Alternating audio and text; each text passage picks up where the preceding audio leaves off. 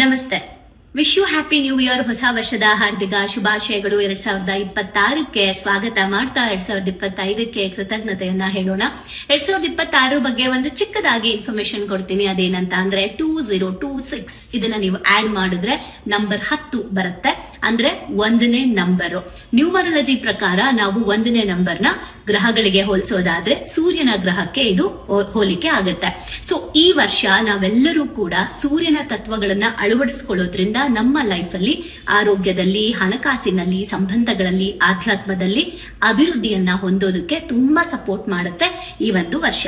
ಯಾರೆಲ್ಲ ಈ ವರ್ಷ ಬ್ಯಾಡ್ ಹ್ಯಾಬಿಟ್ಸ್ ಗಳನ್ನ ಅಂದ್ರೆ ಕೆಟ್ಟ ಚಟಗಳು ಅಂತ ಏನಿದೆ ಅದನ್ನ ಕಡಿಮೆ ಮಾಡ್ಕೊಳ್ಳೋದ್ರ ಕಡೆಗೆ ಫೋಕಸ್ ಮಾಡ್ತೀರಾ, ಯಾರೆಲ್ಲ ಈ ವರ್ಷ ಹೆಚ್ಚು ಕೆಲಸ ಮಾಡೋದ್ರ ಕಡೆಗೆ ಫೋಕಸ್ ಮಾಡ್ತೀರಾ, ಯಾರೆಲ್ಲ ಈ ವರ್ಷ ಆರೋಗ್ಯದ ಬಗ್ಗೆ ಕಾಳಜಿ ತಗೊಳ್ತೀರಾ, ಯಾರೆಲ್ಲ ಈ ವರ್ಷ ಸೂರ್ಯ ಉದಯಿಸಕ್ಕೆ ಮುಂಚೆ ಬೆಳಗ್ಗೆ ಬೇಗ ಹೇಳ್ತೀರಾ, ಈ ಡಿಸಿಪ್ಲಿನ್, ಈ ಶಿಸ್ತು ಮತ್ತೆ ನಿರಂತರತೆ ಯಾರೆಲ್ಲ ಪ್ರಾಕ್ಟೀಸ್ ಮಾಡ್ತಾರೆ ಅವರೆಲ್ಲರಿಗೂ ಸೂರ್ಯನ ಅನುಗ್ರಹ, ಆಶೀರ್ವಾದ ಆಗತ್ತೆ. ಅದೇ ತರ ಸೂರ್ಯ ನಮಸ್ಕಾರಗಳನ್ನ ಮಾಡೋದ್ರಿಂದ, ಯೋಗವನ್ನ ಅಭ್ಯಾಸ ಮಾಡೋದ್ರಿಂದ ಕೂಡ ಸೂರ್ಯನ ಅನುಗ್ರಹ, ಸೂರ್ಯನ ಆಶೀರ್ವಾದ ನಮ್ಗೆ ಸಿಗುತ್ತೆ. ಸೂರ್ಯನ ಆಶೀರ್ವಾದ ಸಿಕ್ಕಿದ್ರೆ ನಮ್ಗೆಲ್ಲ ಗೊತ್ತಿದೆ, ಸೂರ್ಯನಂತೆ ತೇಜಸ್ಸು ಅಂತ ಹೇಳ್ತಾರಲ್ವಾ, ಆ ತರದ ಒಂದು ತೇಜಸ್ಸನ್ನ ನಾವೆಲ್ಲರೂ ನಮ್ಮ ಲೈಫ್ ಅಲ್ಲಿ ಇವತ್ತು ಈ ವರ್ಷ ಶುರು ಮಾಡಿದ್ರೆ ಲೈಫ್ ಟೈಮ್ ಇರೋ ಹಾಗೆ ಖಂಡಿತ ಸೂರ್ಯನ ಅನುಗ್ರಹ ನಮ್ಮ ಮೇಲಿರುತ್ತೆ. ಹಾಗಾಗಿ ಸೂರ್ಯ ಅಂದ್ರೇನೆ ಲೀಡರ್ಶಿಪ್.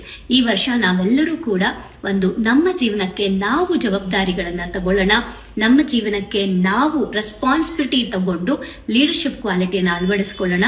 ಸೂರ್ಯ ಹೇಗೆ ದಿನ ಬೆಳಗ್ಗೆ ಬರ್ತಾರೋ ಹಾಗೆ ನಾವು ಕೂಡ ನಿರಂತರವಾಗಿ ನಮ್ಮ ಆತ್ಮದ ಅಭಿವೃದ್ಧಿ ಕಡೆಗೆ ಕೆಲಸ ಮಾಡೋಣ. ಸೊ 2026 ಎಲ್ರಿಗೂ ಒಳ್ಳೇದಾಗ್ಲಿ, ಸೂರ್ಯನ ಆಶೀರ್ವಾದ, ಅನುಗ್ರಹ ಎಲ್ಲರ ಮೇಲೆ ಇರ್ಲಿ ಅಂತ ಹೇಳಿ ನಾವು ಎಮೋಜನ್ ಭಾವನೆಗಳಿಗೊಂದು ಶಾಲೆಯಿಂದ ಪ್ರಾರ್ಥಿಸ್ತೀವಿ.